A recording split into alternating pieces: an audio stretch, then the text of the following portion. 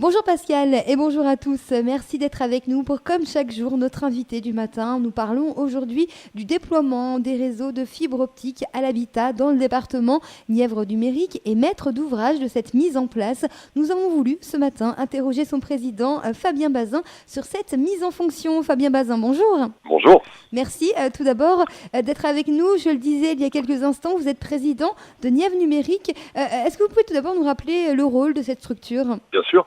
Alors, Nièvre Numérique, c'est une collectivité locale, comme un département ou une commune, mais qui a la particularité de rassembler des représentants du conseil départemental et des représentants de l'agglomération de Nevers. Et notre mission, c'est de déployer un réseau de fibre optique à l'habitant. En fait, le meilleur moyen aujourd'hui de disposer d'Internet dans de très bonnes conditions. On parle de la fibre optique. Là aussi, peut-être il est nécessaire de faire une petite piqûre de rappel. On parle là d'Internet à très haut débit, c'est ça ? C'est ça. Il y a 4 moyens aujourd'hui de se connecter à Internet. Le fil du téléphone, c'est ce qu'on connaît un peu tous, qui produit un bon débit, va-t-on dire, dans la plupart des endroits, et même s'il y a encore du travail pour d'autres communes. Les ondes radio, c'est un nom barbare qui s'appelle le WiMAX, qui permet de pallier à l'absence de bon débit. Ou encore le satellite. Le problème du satellite, c'est que c'est un peu cher, parce qu'une fois que vous avez mangé votre paquet de données que vous achetez chaque mois, il faut remettre une pièce dans la machine. Et puis enfin, la Rolls de l'Internet, la fibre optique.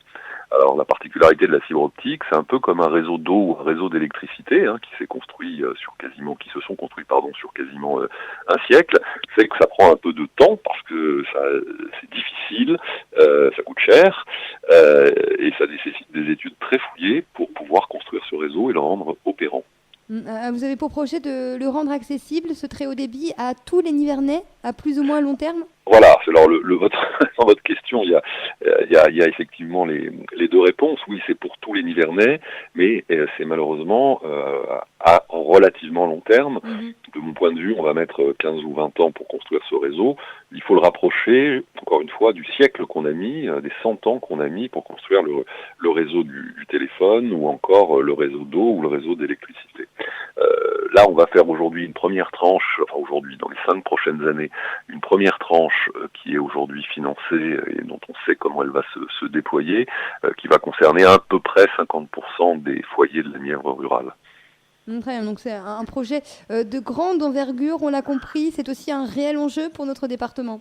Clairement, aujourd'hui, l'accès à Internet, on le sait tous, est totalement indispensable. Ceux qui travaillent dans le secteur du tourisme vous le diront, ceux qui sont dans le domaine de la santé, les agriculteurs qui ont besoin énormément de cet outil pour faire leur télédéclaration, notamment, ou pour surveiller via des caméras les vélages.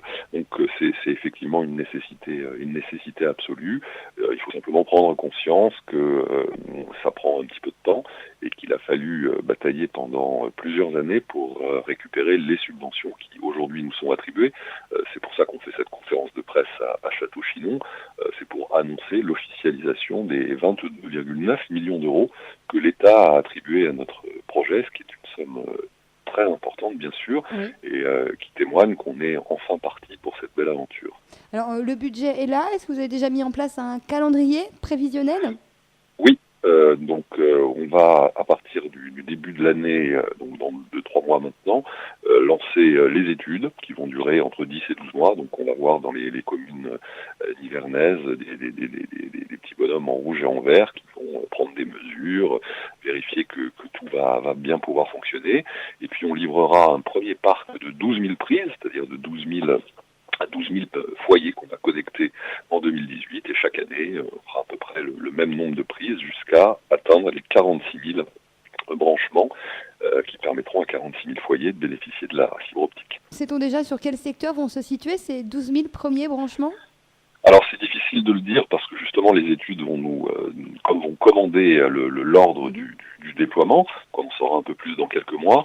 Ce qu'on sait aujourd'hui et qui est là encore pas forcément évident à comprendre, c'est que malheureusement on ne choisit finalement pas totalement l'endroit où on va déployer, puisque les opérateurs qui vont venir mettre un service sur le réseau, votre fournisseur d'accès va venir sur le réseau de fibre optique, nous demandent de commencer, ou en tout cas de favoriser ce qu'on appelle les bassins d'habitat, c'est-à-dire les secteurs où il y a beaucoup de monde.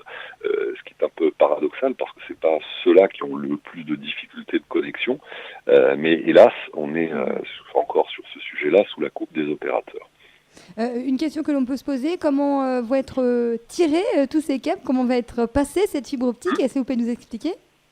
Alors oui, là encore, on a une idée a priori que tout cela va être enfoui, formidable, comme le téléphone, notamment, enfin quoique c'est pas enfoui partout, mais enfin assez largement quand même, ou plutôt l'électricité.